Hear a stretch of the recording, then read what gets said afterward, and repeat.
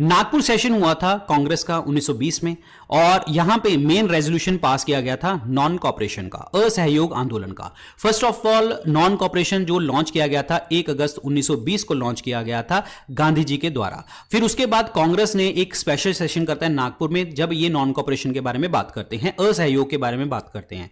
Non cooperation movement launch क्यों किया गया था? लॉन्च किया गया था जलियांवाला बाग मैसेकर के उसके दोषियों के लिए, क्योंकि इन्होंने जलियांवाला मैसेकर के जो दोषी थे जनरल डायर, ठीक है, और माइकल ओ डायर तो आपके पंजाब के जो हैं लेफ्टिनेंट गवर्नर थे, ठीक है, और इसी कारण जो है दोषी नहीं माना गया था इनको, और इनको बस लंदन भेज दिया गया था यहां पे। और इस माइकल ओ डायर को मारा किसने था भारत में? मतलब ये मारा था कैक्सटन हॉल में मारा था, लंदन में किसने? उधम सिंह जी ने मारा था 1940 में। ये चीज ध्यान रखनी है आपको। अब क्वेश्चन ये है कि इस नॉन कॉपरेशन मूवमेंट का जो स्पेशल सेशन होता है नागपुर सेशन, उसको चेयर कौन करता है? उसको चेयर करते हैं CR दास, जिन्हें हम कहते हैं चितरंजन दास कहते हैं। इस मूवमेंट के अंतर्गत इन्होंने बोला था कि जो आपके पास टाइटल्स हैं उसको छोड़ो, आपके पास स्कूल्स जो आप पढ़ रहे हो, कोर्ट्स, काउंसिल जो आप मतलब कर रहे हो, इनको ज्वाइन किया हुआ है, उसको बायकॉट करो, ठीक है, और फॉरेन गुड्स को भी बायकॉट करो और प्रमोशन करो, हिंदू मुस्लिम यूनिटी की प्रमोशन करो, नॉन वायलेंस के तरीके को अपनाओ। CR दास वही पर्सन है जिन्होंने स्वराज पार्टी की स्थापना करी थी 1 जनवरी 1923 को, आफ्टर द गया सेशन। CR दास आपके प्रेसिडेंट थे और मोतीलाल नेहरू यहां पे मोतीलाल नेहरू जो हैं यहां पे सेक्रेटरी थे, और वाइस प्रेसिडेंट भी आप सेक्रेटरी आप कहेंगे, सेक्रेटरी थे। मोतीलाल नेहरू जो हैं ये जवाहरलाल नेहरू जी के पिता, इन्होंने एक नेहरू रिपोर्ट दी थी। नेहरू रिपोर्ट आई थी 1928 में, 1928 में, जो कि एक संवैधानिक कॉन्स्टिट्यूशन रिपोर्ट थी, लेकिन ये फेल हुई थी, पता होना चाहिए। C राजगोपालाचार्य हमारे भारत देश के पहले और आखिरी इंडियन और लास्ट इंडियन जो हमारे गवर्नर जनरल रहे हैं। और C राजगोपालाचार्य ने CR फॉर्मूला बताया था, CR फॉर्मूला 1944 में, जिसमें हिंदुओं और जिसमें इंडियंस और पाकिस्तान यानी कि इंडियंस और मुस्लिम्स के बीच में जो है डेडलॉक था उसको रिमूव करने के लिए फॉर्मूला था। मदन मोहन मालवीय हमारे भारत देश के फर्स्ट एजुकेशन मिनिस्टर हैं और इनकी बर्थ एनिवर्सरी होती है 11 नवंबर को, और उसी दिन हम सेलिब्रेट करते हैं नेशनल एजुकेशन डे। और इनका एक पेपर है अल हिलाल याद रखें, और एक जो है बुक लिखी थी इंडिया विंस फ्रीडम, ये बुक भी इनके द्वारा लिखी गई है। और मदन मोहन मालवीय जो है सबसे लॉन्गेस्ट टेन्योर रहा है INC के अंतर्गत, दैट इज 1940 से 46 के बीच में सबसे लंबा समय मदन मोहन मालवीय जी का रहा है। तो ऑप्शन इसमें क्या बनेगा? बी बनेगा right answer, option number B.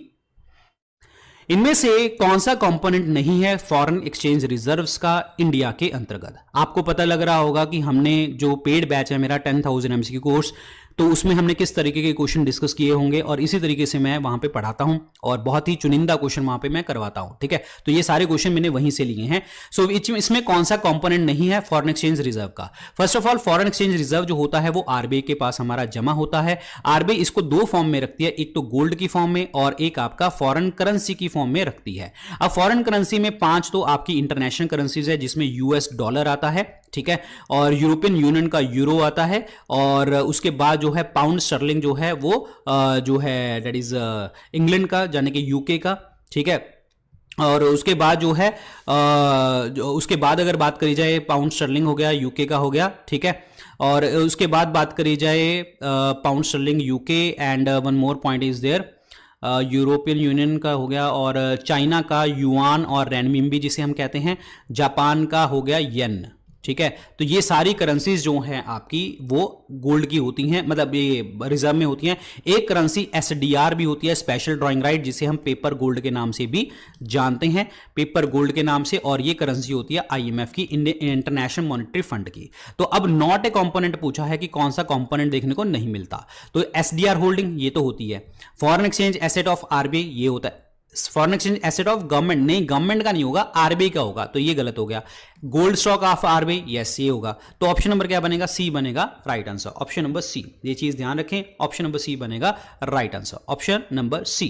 तो ये वाली चीज देखने को हमें नहीं मिलती, गवर्नमेंट का कोई भी फॉरेन एक्सचेंज एसेट आपके इसमें नहीं इंक्लूड किया जाता। ऑप्शन नंबर क्या बनेगा? C बनेगा right one, option number C। India wins freedom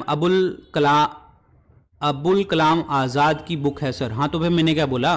तो यही तो बोला, अबुल कलाम आजाद, यही तो बोला। Okay okay okay okay okay okay okay, अरे अरे अरे, मैं यहाँ पे ना यस अबुल कलाम आजाद समझ गया, sorry sorry sorry sorry sorry. हाँ, अबुल कलाम, मेरे दिमाग में अबुल कलाम आजाद चल रहे थे, ये फर्स्ट एजुकेशन मिनिस्टर, अल हिलाल, इंडिया विंस फ्रीडम, ये अबुल कलाम आजाद जी हैं। बिल्कुल सही बच्चे, ये किसी बच्चे ने मेरे को करेक्ट किया है, बहुत बढ़िया। ये बिल्कुल अबुल कलाम आजाद जी की है। मदन मोहन मालवीय जो हैं, ये बनारस हिंदू यूनिवर्सिटी इन्होंने बनाई थी 1916 में, 1916 में। इसी तरीके से मेरे को करेक्ट करते रहा करो, कई बार मैं इस तरीके से ये मतलब आई डोंट नो कैसे ये हो गया, ठीक है, कोई बात नहीं। Thank you so much for your